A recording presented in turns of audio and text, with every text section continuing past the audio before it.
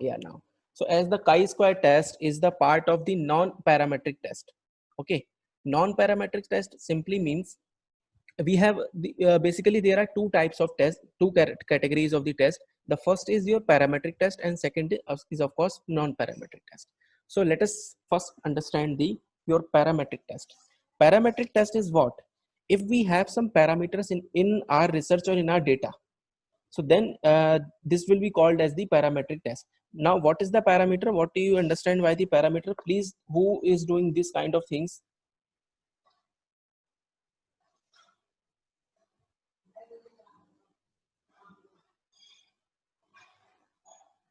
Please don't do that.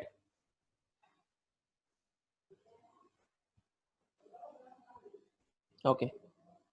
So the parametric test, basically if we have some parameters like mean, or we can say the standard deviation or proportion.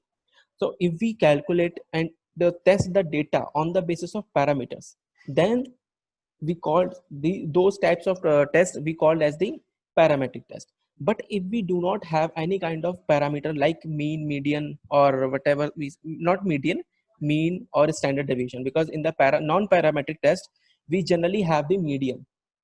Okay, so there is a one difference between parametric and non-parametric. In the parametric you have the parameters like mean and standard deviation or proportion, uh, or for your population or your sample size. But in the non-parametric you don't have these parameters. You just you may have the median value, but it is not confirm or assured for all these cases. Now the second difference is, in the parametric test you have the data, whatever the data you have for your research, the data is normally distributed in the case of parametric test. But in the non-parametric test your data is not normally distributed. Okay, so basically these are the two main difference, or we can say that if we are taking the data in the ordinal or interval scales, so we also use the non-parametric tests. Then, so there are some basic, these were the some basic difference of the parametric and non-parametric. Now, in today's session, we will cover the non-parametric test. Okay, so non-parametric in your first test is the chi-square test. There are so many tests which we could not discuss in this workshop, as because the chi-square is a part of the workshop agenda. Now, what is chi-square? For the use of a chi-square test, first of all, you must have the data in the form of frequency. Okay, make sure your data is, must be in the form of the frequency.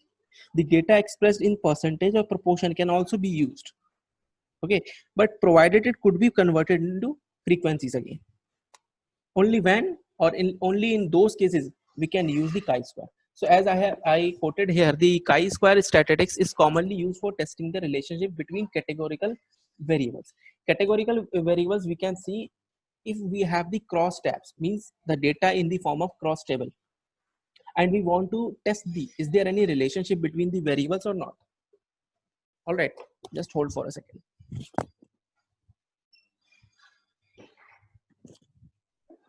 All right, so we want to know that is there any relationship between those parameters or those categories or not.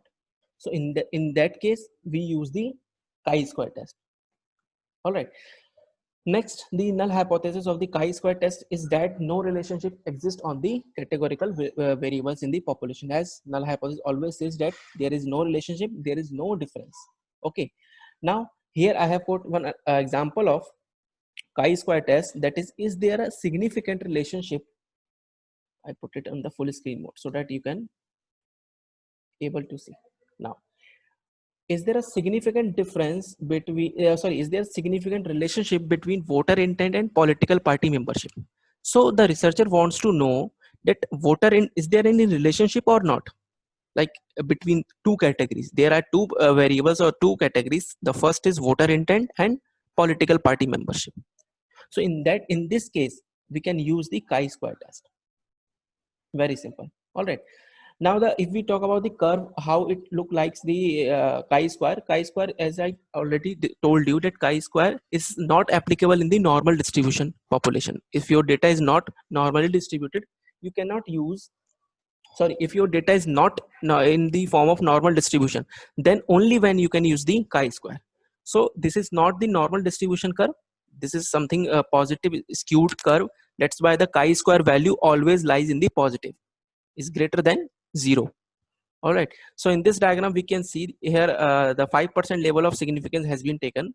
That's why the 95% non-rejection charge region has been there, means your acceptance region, or we can see the non-rejection region. And rest 5% has been distributed or has been categorized in the because this is the two-tail case. This is the example of or graph of the two-tail test. So 2.5 for your left side and 2.5 for your right side as a critical region. All right. So the graph look like this in this form of the chi-square. Now, basically, there are three areas of where we can apply the chi-square test if we want to know that chi-square test is for the goodness of test. First of all, if the researcher wants to know there is any relationship between the factors, now, like we can say the real world situation in the business, allow for the collection of count data. All right. And you know the like gender, marital status, job classifications, are there are number of factors. So if the researcher wants to know is there any like impact of first to another, we can say, or we can understand in the very layman language. All right. So in that case, we use the goodness of it. Now, before discussing the application, I will explain you the process of applying the chi-square test. Chi-square test simply apply like the other tests, z-test, t-test. So first of all, what we did basically, uh, state the null hypothesis and alternate hypothesis. First of all, you have to identify your null hypothesis and alternate hypothesis. Like in the previous example that we had discussed, is there a significant relationship between voter intent and political party? Okay, so here there are two variables. The first is voter intent and the second is political party membership. So of course the researcher wants to know that is there any relationship. So then in that case, what would be the null hypothesis? Null hypothesis, like no, there is no significant relationship between voter intent and political party membership. All right. So this could be our null hypothesis. Now what would be the your alternate hypothesis? An alternate hypothesis like this, there is a significant relationship between voter intent and political party membership. All right. So before starting the chi-square, before applying the chi-square, first decide your null hypothesis and alternate hypothesis. After that, the second step in order to that, specify a level of significance.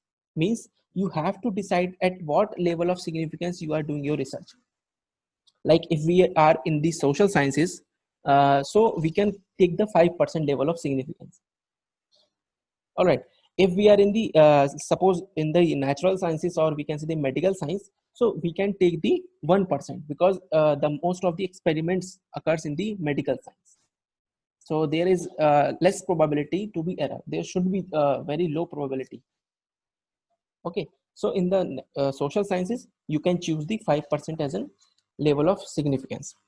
The next level, next step in order to that is you have to consider the frequencies. Like I have already told you, the chi-square is applicable only when if your data is in frequencies.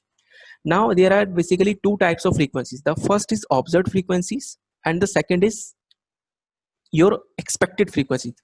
I'm telling you the process for all these processes, like all these steps, like for the goodness of fit, independence of variable, and equality of more than two populations. Okay, so this process will be applicable in all three conditions. Now I was talking about the frequencies. There are two types of frequencies: observed frequencies and expected frequencies. Observed frequencies. What observed frequencies? Simply that we gather from the data from the by doing the survey. Okay, whatever the value we gather from conducting the survey, that is our observed frequencies. Now what is expected? Expected is we will calculate. Basically we have to calculate the expected frequencies, and after calculating your expected frequencies, you will just apply both the frequencies in this formula that I have mentioned. Chi-square equals to sigma Oij, means your observed frequencies. All right, minus E means your expected frequencies. and of course the whole square of the difference between the observed and expected frequencies, and then divided by the expected frequencies. So here the value which we will get is your chi-square calculated value.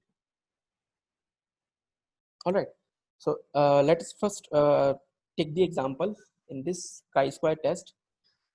Here the situation says an insurance company provides auto insurance and is analyzing the data obtained from fatal crashes.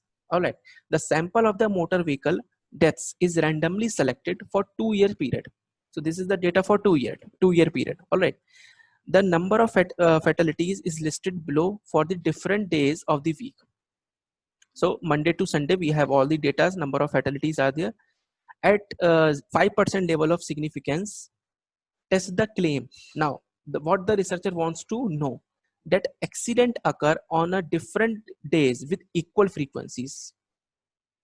Okay, a researcher basically wants to know that the accident occur on the different ways with equal frequencies or not. Like, is there any equality or not, equality in the like fatalities or not. All right, so as I have told you about the process of calculating the or applying the your chi-square test, first of all we will decide our null hypothesis and alternate hypothesis. So like you can see in the screen,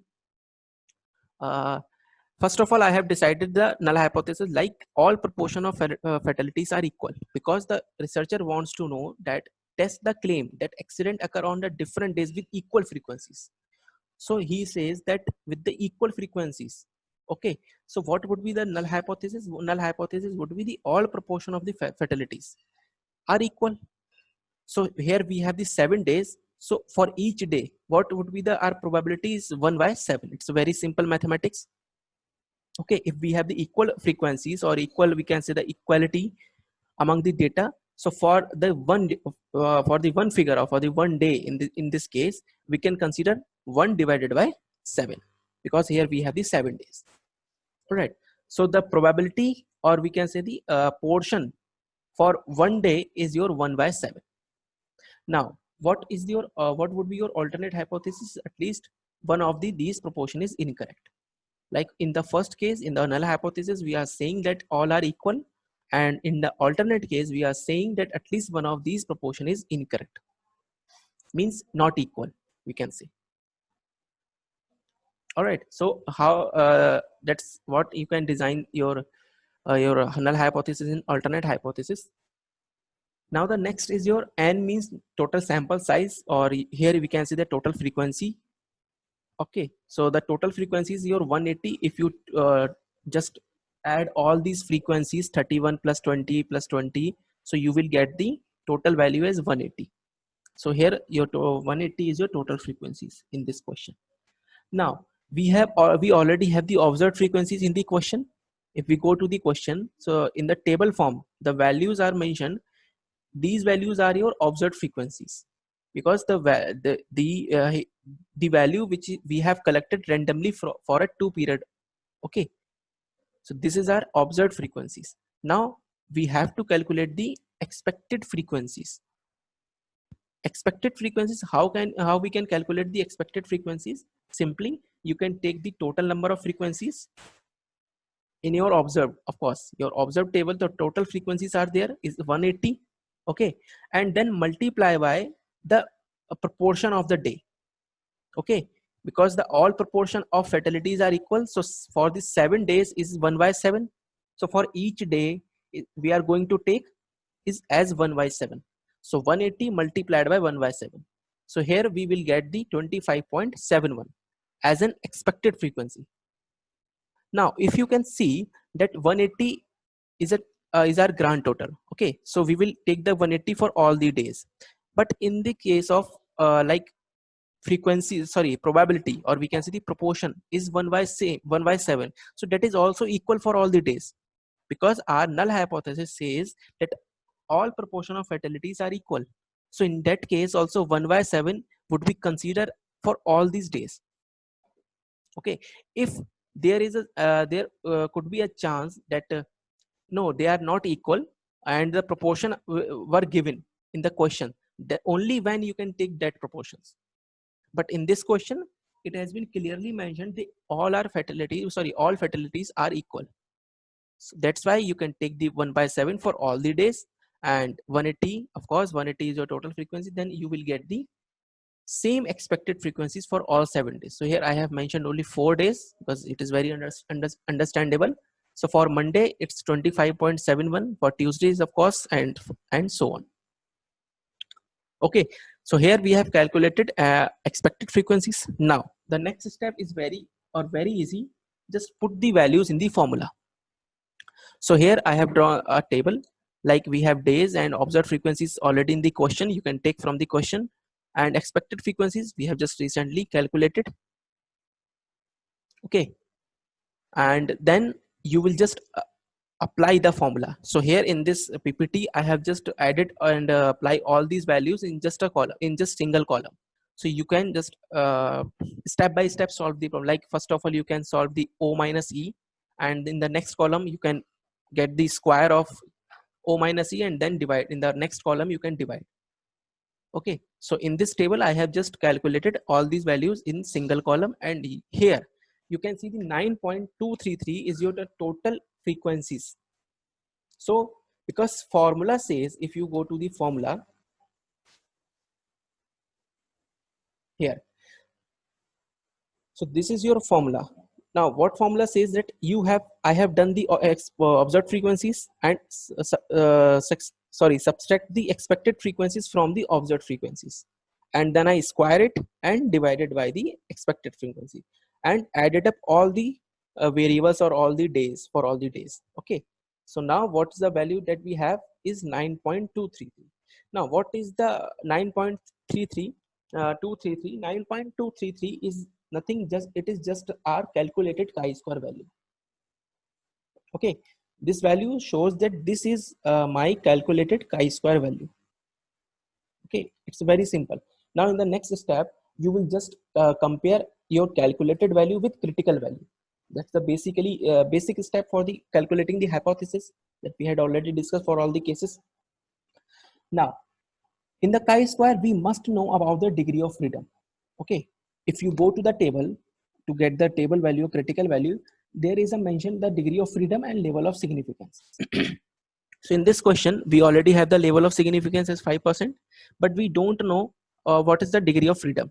So degree of freedom simply calculated by, it's a very simple formula. You can calculate it by r minus 1 multiplied by column minus 1. R means your row minus 1 and column minus 1.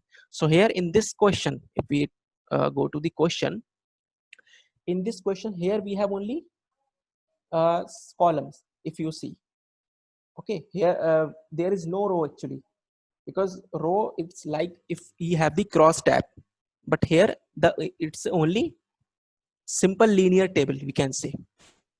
This is not the cross table.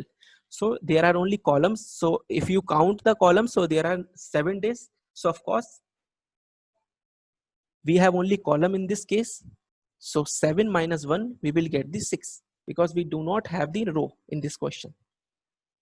So we will have only columns. So 7 columns are there. 7 minus 1, that is 6. So 6 is your degree of freedom.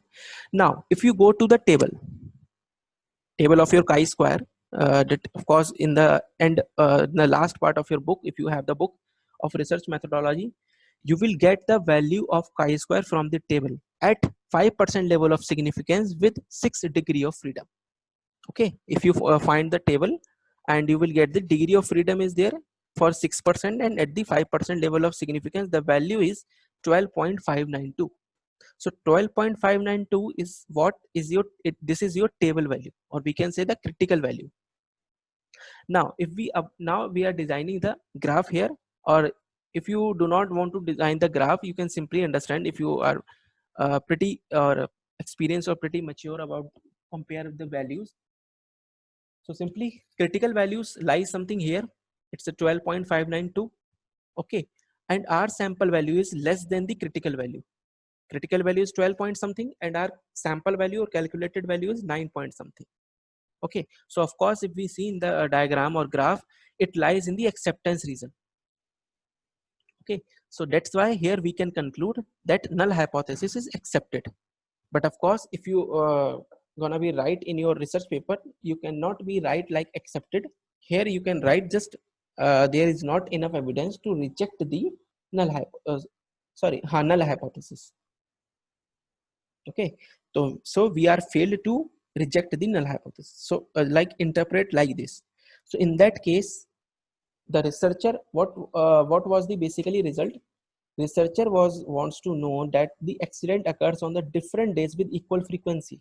So we have accepted the null hypothesis. That's why we can say that yes, the accident occur on different days with equal frequencies. Okay, because we have accepted our null hypothesis. And what was the null hypothesis? All proportions of fatalities are equal. So we can conclude that yes, all the fatalities and accident occur on the different days with equal frequency. Okay, now we have another problem or another question. You can see this is the question of your independency, like the variables are dependent or not.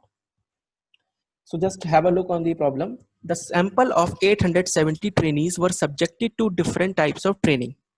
Okay, so we have some 870 trainees in our company, let's say, and we have organized some training for them, and we have classified the training as 3 parameters: as intensive, good, and average. And of course, we want to know the performance, the relationship between the performance and training. Their performance was noted as average, sorry, above average, average, and poor. So we have what we have did. We have basically classified our training in the 3 parameters, and of course, the performance is also classified on 3 parameters. Then the resulting data is presented in the table below. Use a 5% level of significance to examine whether there is any relationship, the type of training and performance. Now the researcher wants to know that is there any relationship between the training and performance. Okay, if you are a faculty of suppose in a college, and you have organized a training for a student, and at the end of the training you have some results. Now of course you will want to know that is there any relationship between the training or performance or not, or it was just like my waste of time. Okay, so for solving these kind of problems, we can use the chi-square test, because here we have cross tab. Of course, performance are there and training parameters also there. So let's see how we can solve the problem. So before, of course, the very first step to solve any hypothesis problem, first of all, decide your null hypothesis and alternate hypothesis. So null hypothesis says attribute, performance, and training are independent. Means there is no relationship between performance and training. So it's a very simple. And of course, the null hypothesis says that performance and training are not independent. Means there is a relationship. They both are dependent with each other. Okay, so first says that there is a no relationship, and second says that yes, there is a relationship. Now what would be the result? Let's see. First of all, we have the observed frequencies as the question we have. This is our observed frequencies in the question. So we have just copied from the question. Now, in the next step, we will calculate the expected frequencies. Now in this question, how we can calculate the expected frequency? Simply, here we have the cross tab. Make sure if you have the cross tab, you have to take both the total. Okay, like if we are talking about this value, like for this frequencies, what was the expected frequencies at this level? Because we observed the 100, but did it was my expectation or not? Okay, so to analyze this for this cell expected frequency, we take both the total for this cell. So in this for calculating this value, we take the 290 as a row total, and we also take the 250 as column total, and multiply both. Okay, multiply both 290 multiply with 250, and then divided by your grand total, that is 870. So that's the basic formula of calculating the expected frequencies. You have the value of your column total here 250, and your row total is your 290. multiply both the values and then divide by your grand total or your total value. Okay, so 870 is going to be divided by the multiplication of 250 and 290.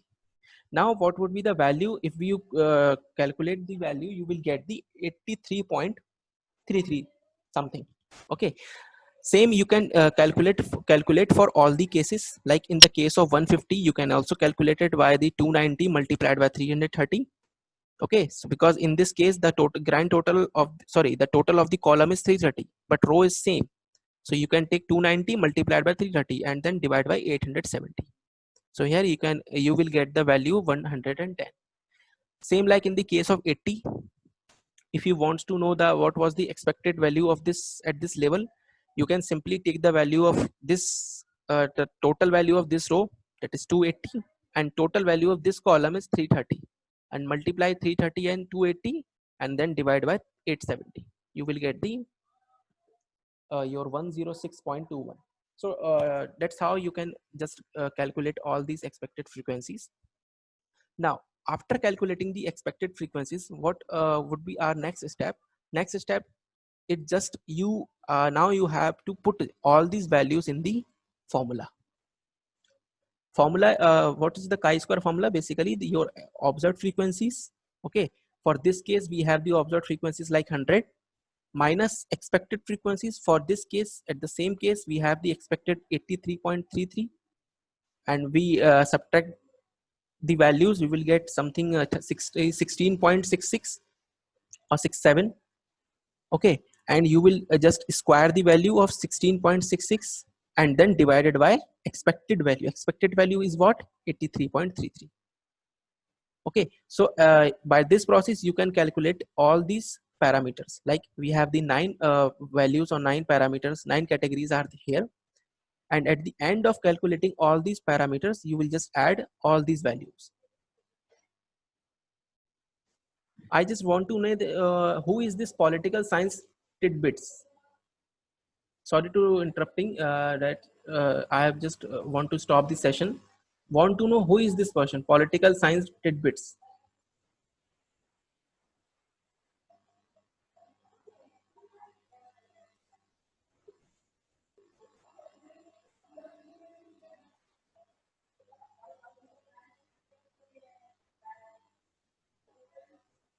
Okay. All right. Now we have calculated all these values. Your like you have calculated your frequencies, observed frequencies minus expected frequencies, and then divided by your expected frequencies. You will get the total of all these values. Now, as you calculated the value, you will get the total result as 107.39. Okay, so this is your calculated value that you have calculated by applying by using the formula. Now in the next step, we first of all decide the degree of freedom. Degree of freedom, the formula I have already told you. Okay, so the next step I am just showing you, here it is. Degree of freedom formula is r minus 1 and c minus 1, and we have the 3 rows and 3 columns in the table. As you can see, I'm just showing you. Yeah, so we have 3 rows and 3 columns, so we can divide 3 minus 1 and 3 minus 1 here. You will get the degree of freedom as 4. All right, now we have the degree of freedom, and we also know the level of significance, that is 5% level of significance. Now it's a very simple to take the values from the table. Just go to the table and you will get the value 9.49 at 5% level of significance with 4 degree of freedom. Make sure, okay, at 5% level of significance and 4 degree of freedom, you will get the value as 9.49. Now if you see that 9.49 is our critical value, and what was our calculated value is something 100 plus. All right, like 107. Okay, so then here we can very easily conclude that our null hypothesis is outrightly rejected, because the value that we have calculated is much beyond the critical value. You can see in the graph also. we have the 9.49 as critical value and calculated value is 107.39. So that is beyond, much beyond to the your critical value. So you can now interpret the result as the null hypothesis is rejected, and that there is an association between types of training and performance. Now researcher can say that there is a positive relation, there is a relationship between training and performance, because that's what researcher wants to know. Is there any relationship, the type of performance and training? So yes, there is a relationship because we have rejected our null hypothesis. All right. So this is what and this is how we can calculate or and use the chi-square test in our research if we have the some values like which is not normally distributed and you want to prove and to know the relationship between the factors. All right. So now before the next topic for today's workshop is correlation. Simply correlation itself name suggests that the co and relation means the relationship between the variables. Like we have the variables, two variables or more than two variables, we will use the correlation. All right. Like we have the two factors and we want to know that is there any relationship between the two variable or not. In order to that, we also want to know that in which direction the relation. Okay, like in which direction the relation exists in the between the two variables. Here we have the three basically categories of your correlation. Your first is positive correlation, negative correlation, and zero correlation. Positive correlation simply means we have the same when two variables like we have x and y and they both are moving in the same direction. All right, if we increase the value of one variable, then automatically the value of second variable will increases. If we decrease the value of one variable, then automatically the value of second variable will decreases. So there is a positive correlation because both are moving in the same direction. All right, like we have some example, like we have the very common example in this case, your sales promotion activities, your advertisement we can say, and your sales. So of course it may be, it have been seen in the many areas and many researches that there is a positive relationship, correlationship exists in the advertisement and sales, because as you increase the value or expenditure on the your sales promotion activities or advertisement, you will get the increases sales. So there is positive correlation. But in the case of price and demand, okay, if we increase the price of any commodity, the demand will fall. If we take the normal products, like very normal products. All right, so it's a very law of demand. It's a very common formula of law of demand that if you increase the price of any commodity, the demand of that commodity will fall down. So there is a negative correlation because one is moving is positive direction, another is one is moving to the negative direction. All right, now the third one is very interesting, that is your zero correlation. Actually zero correlation in the correlation topic, it means that there is no relationship between the variables. But I would like to tell you that zero correlation also helpful if you it does not show you and it does not describe you that with what kind of relation you don't have. Okay, it may be possible that both variable that you have in your research, they both have multicollinearity. Okay, multicollinearity means they both are not linear with each other. So that's why we got the zero correlation. But in the real terms, there is no existence of your zero correlation in the market or in the research. All right, now the formula of R is very something a little bit typical, but we will calculate the correlation in the Excel sheet. So I will show you. It denotes by the R, and the value lies between the -1 to +1 because it shows the relationship. That's it, nothing else. -1 to +1, it shows the relationship between the variables. All right, now I'm just showing you my Excel sheet so that I can explain you the next numerical that we have. So first of all, let's see the numerical, the problem that we have for the correlation. The problem is saying that consider the data on the quantity demanded and the price of a commodity. We have the demand and price, all right, over a 10-year period. So we have the data of 10 years as given in the following table. Now estimate the correlation coefficient between the quantity demanded and price. Researcher wants to know that what is there any relationship between demand and price, all right, there is any relationship exist or not, or if they both are independent or not related with each other. So now I will just show you my Excel sheet.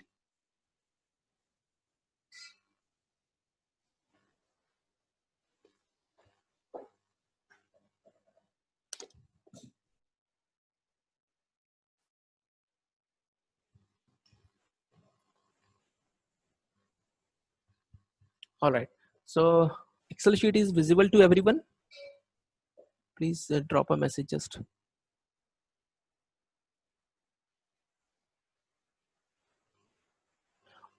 Okay, thank you.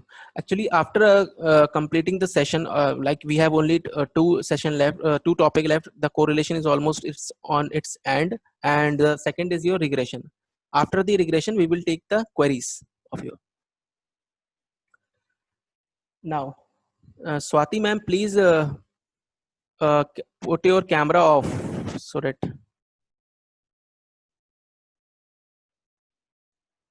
All right. So I have copied the data from the question in the Excel. So here we have the demand and price is of course for the 10 years that we have the data. First of all, let's forget the dependent and independent here. That is something related to your regression part. Now, I am going to use the correlation formula in this value, in this data. So I will go to my, click on the data tab and then click on data analysis. Yeah, here we have the correlation. Select the correlation and click on OK. Now they are asking for the input range. Input range is what? Input range, I have selected my input values that I want to calculate, and here my grouped by my table, actually my values are grouped by column, of course is a column based, and output range I want my result like here. Click on OK. Yeah, now I just changed the name of column 1 is my demand and for column 2 is my price. Same in the case of here, demand and price. All right, so as you can see that there is a value like 1 and 1. Of course the relationship between demand and demand is of course 1, and price with of course 1, but the relationship between price and demand, okay, is minus 0.9325 something. Now what does it mean? The value is your negative value. That means there is a negative correlation. Value is a negative, minus 0.93. Okay, so there is a negative correlation.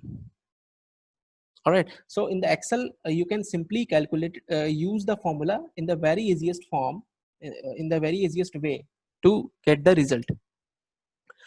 Now going to back to the next topic, that is your regression.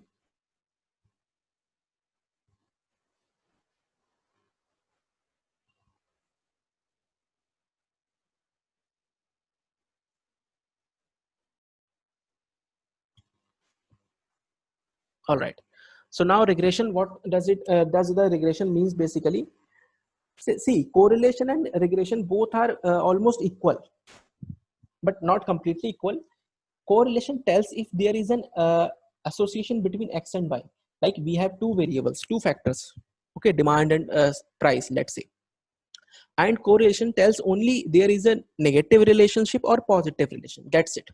At what level of relationship that we have, that's it. But what does regression means? Regression defines you that what variable depend on what is independent variable and what is your dependent variable. Like in this case we cannot say on just the basis of your correlation value, my correlation value was something like this 0.9325. Okay, so by this value we cannot say that demand is dependent on price or price is dependent on the your demand.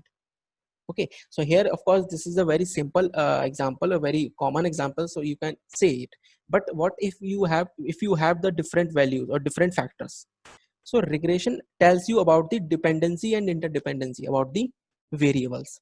So the formula of regression is y equals to a plus vx, but we can also calculate the regression in the Excel. So let's see. Once I'm using the same,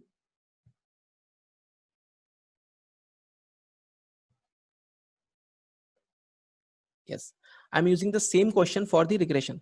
All right, so here we have the same question, demand and price, and we want to know that what is the dependent factor and what is independent factor. So first of all we have to decide what is dependent factor and what is independent factor in this case, or this is basically based on the researcher's knowledge. All right, so demand is actually depend on what? Demand is of course depends on the price. Does price depends on the demand? No, because price does not depends on the demand. Like if we are talking about the like theories that we already read in the books. All right, we are not talking about the real situations here. Nowadays of course prices depends on the demands, but here we are talking about only theories that we have read. Now the demand is actually depend on the price. If we increase the price, the demand will fall or may change. Of course may change, we can say that may change. Okay, so demand is what? Demand is my dependent variable. Okay, demand is my dependent variable. Now price is depend on your demand? No, in this case price does not depend on the demand. So here I can say the my price is like dependent variable. Okay, dependent variable always represents by and your independent variable represents by the x. Make sure. All right, your x it shows that independent value and or independent variable, and y represents the your dependent variable. Now I will again go to my data analysis, select the regression here and click on OK. Now they are asking for again input y range and x range. Excel automatically select.